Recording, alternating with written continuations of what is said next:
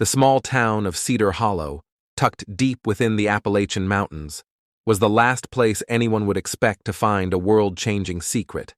For decades, the town had been known for its aging mills, quiet forests, and little else. But buried beneath its sleepy exterior lay an enigma that had claimed the lives of those who dared to seek its truth. It was said that deep within an abandoned bunker just outside town, a forgotten code held the key to a mystery left unsolved since the Cold War. Some claimed it was a secret military project. Others believed it to be a treasure map. Few had ventured into the bunker to find out, and even fewer had returned. That's where the story began for four men. Grant, a grizzled engineer with a fascination for forgotten machinery. Tyler, a tech-savvy hacker with a reputation for breaking into secure systems. Desmond, a history teacher whose obsession with unsolved mysteries had led him down countless rabbit holes. And Max, an ex-military survivalist who had seen more danger than he cared to admit. The four of them had gathered at Cedar Hollow's only diner on a cold December morning. A local rumor had caught Desmond's attention, and he had roped the others into his plan. "I'm telling you, this could be big," Desmond said, spreading a map across their table. The bunker was part of Project Mercury, a Cold War initiative. They were working on something classified, something they never finished. Grant scratched his stubbled chin. "And why hasn't anyone figured it out by now?" "Because anyone who gets close disappears," Max said flatly. Tyler snorted. "You really believe that? It's probably just an old bomb shelter filled with junk." Desmond leaned forward, his voice dropping to a whisper. "Then why does the government still monitor it?" The table fell silent. The first steps. 2 days later, the four men stood at the entrance to the bunker, armed with flashlights, backpacks, and a sense of unease. The entrance was little more than a rusted metal hatch embedded in a hillside, its hinges stiff from years of neglect. Grant worked the mechanism, his hands steady despite the cold. With a creak that echoed through the forest, the hatch opened, revealing a narrow staircase descending into darkness. "This is it," Desmond said, his excitement tempered by a hint of fear. Max led the way, his flashlight cutting through the gloom. The air grew colder as they descended, the walls lined with peeling paint and rusted pipes. At the bottom of the stairs, they found themselves in a long corridor, its floor littered with debris. "Looks like no one's been here in decades," Tyler said, stepping over a broken chair. Grant examined the walls, his flashlight illuminating faded warning signs and control panels. "This place was built to last," he said. "If there's anything left, it's probably still intact." Desmond pointed to a metal door at the end of the corridor. "The main lab should be through there." The lab. The door groaned as Max forced it open, revealing a cavernous room filled with old equipment. Desks were scattered with yellowed papers, and a massive console dominated one wall, its buttons and switches coated in dust. Tyler's eyes lit up as he approached the console. "This is vintage. If I can get power running, I might be able to see what's on here." Grant inspected a nearby generator, shaking his head. "It's too damaged, but I can rig something up if you give me time." While the two worked, Desmond explored the room, his flashlight scanning the walls. He stopped in front of a faded mural depicting a series of symbols. Beneath it was a plaque that read, "Project Mercury. Knowledge is power." "What do you think these mean?" he asked. Max joined him, studying the symbols. "Looks like a code," he said. "Maybe a cipher?" Desmond nodded. It could be the key to whatever they were working on. The first clue. An hour later, Grant managed to jury-rig a power supply. The console hummed to life, its ancient screen flickering as Tyler worked his magic. "This system's ancient, but I think I've got it," Tyler said, typing furiously. "There's a locked file labeled Mercury Core." "Can you open it?" Desmond asked. Tyler frowned. "Not without the access code." Desmond gestured to the mural. "What about that?" Could it be the code? Tyler scanned the symbols, muttering to himself. It's worth a shot. The group worked together to decode the mural, matching its symbols to numbers. After several tense minutes, Tyler entered the sequence into the console. The screen blinked, and a series of documents appeared. "Got it!" Tyler exclaimed. But their victory was short-lived. A low hum filled the room, and the lights flickered ominously. "What's happening?" Desmond asked. Grant checked the generator.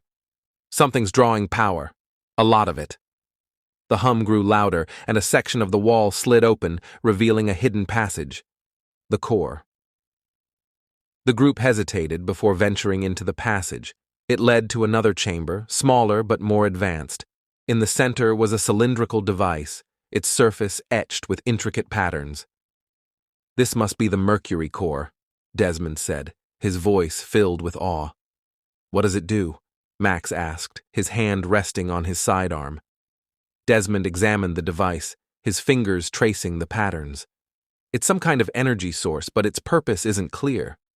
Before they could investigate further, the chamber's lights flared, and a voice crackled through hidden speakers. "Unauthorized access detected. Security protocols engaged."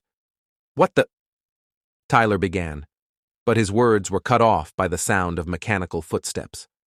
Robotic sentinels emerged from hidden compartments, their red eyes glowing menacingly. "Run!" Max shouted, drawing his pistol. Drasum. The group sprinted back toward the main lab, the sentinels in pursuit.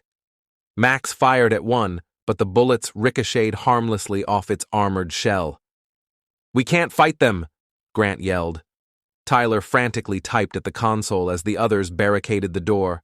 "I'm trying to shut them down." "Hurry up!" Desmond urged, his voice panicked.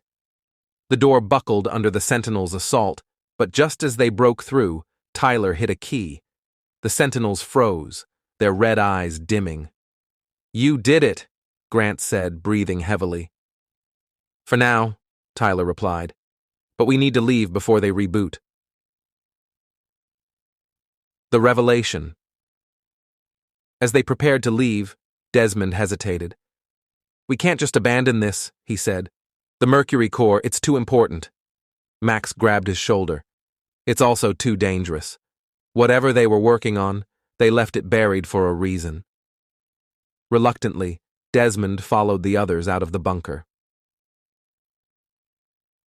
Back in Cedar Hollow, the group returned to Cedar Hollow under cover of darkness, shaken but alive.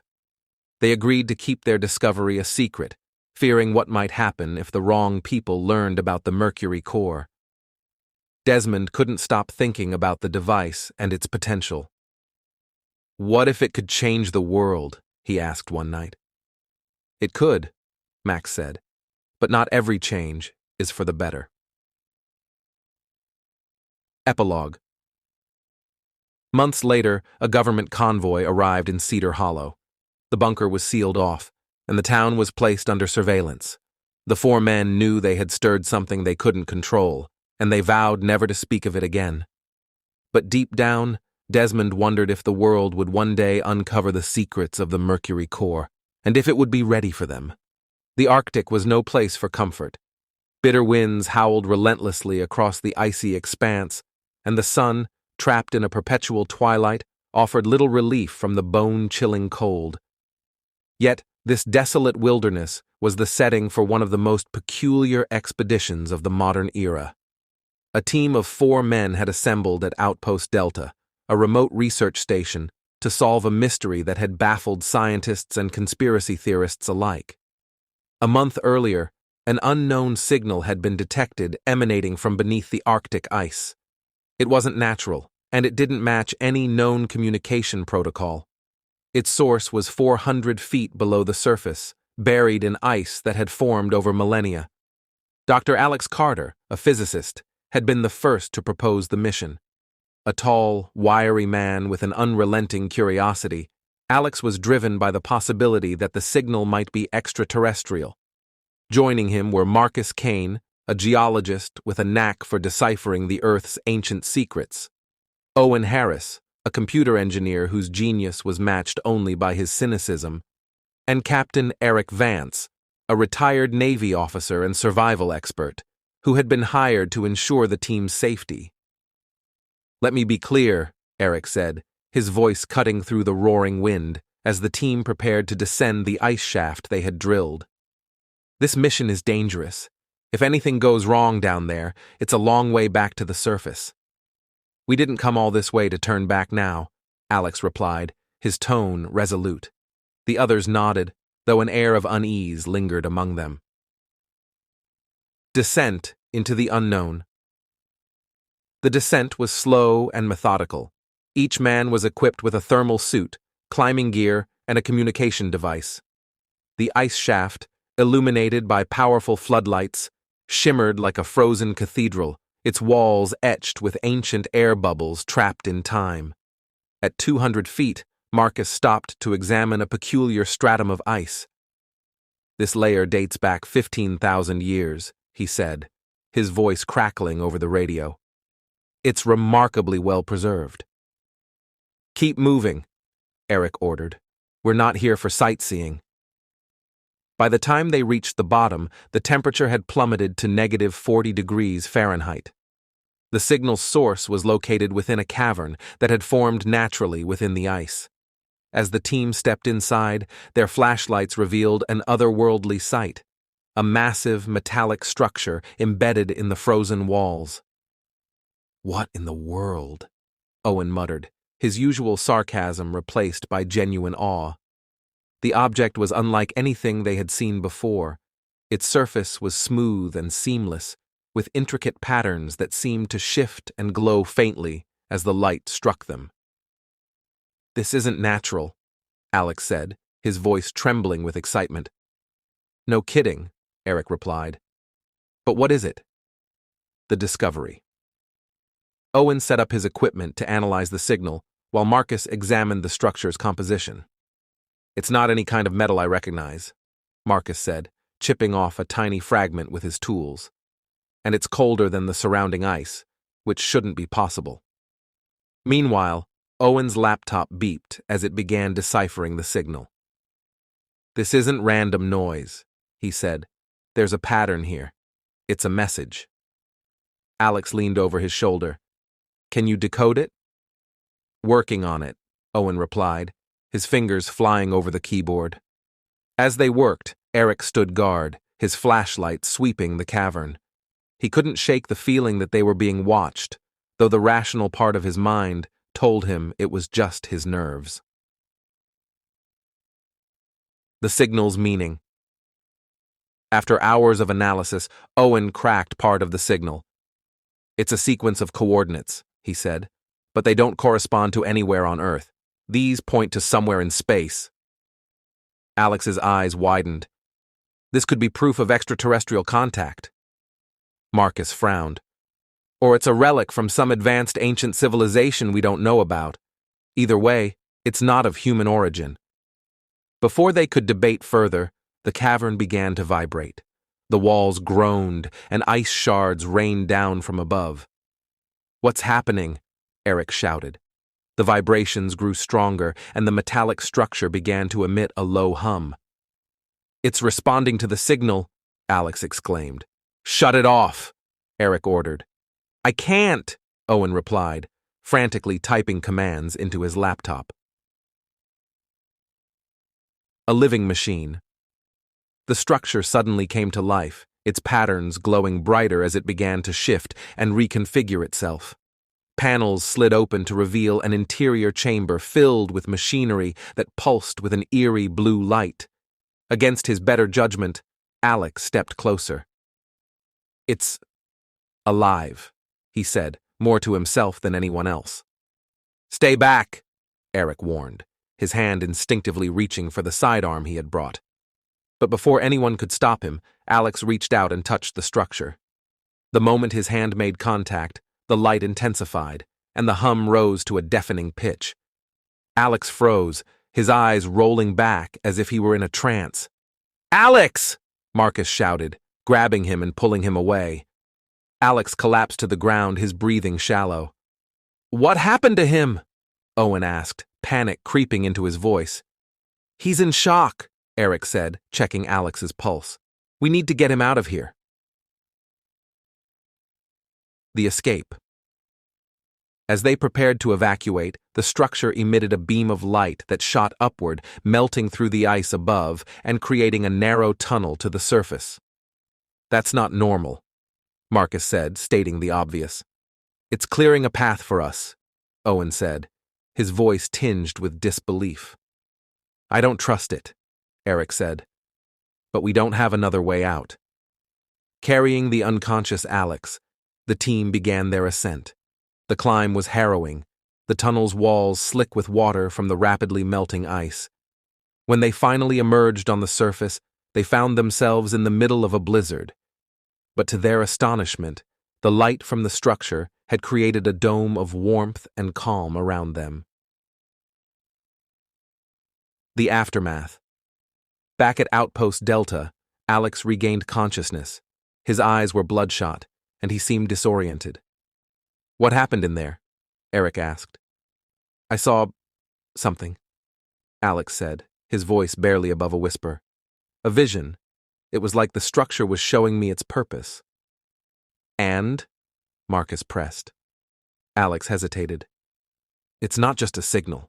It's a warning. A warning about what? Owen asked. Alex's face darkened. Something is coming, something beyond our understanding. The signal was a beacon, calling for help. The room fell silent as the weight of his words sank in. The final decision. Eric stood. We need to report this to the authorities. They'll know what to do. No, Alex said, his voice rising in desperation. If they get their hands on it, they'll try to weaponize it. That's not what it's meant for. And what is it meant for? Marcus asked. To unite us, Alex said. To prepare us for what's out there. Owen shook his head. This is way above our pay grade. Let the experts deal with it. But Eric wasn't so sure. He had seen firsthand what governments and corporations did with power they didn't understand. Epilogue. In the end, the team made a pact to keep the discovery a secret, at least for the time being. They destroyed their data and left the signal buried beneath the ice, hoping that the world would never have to face whatever lay beyond the stars. But Alex couldn't forget what he had seen. Late at night, he would sit alone, staring at the sky, and wonder if they had made the right choice. Because the signal hadn't stopped. It was still out there, pulsing in the darkness, waiting for someone to answer.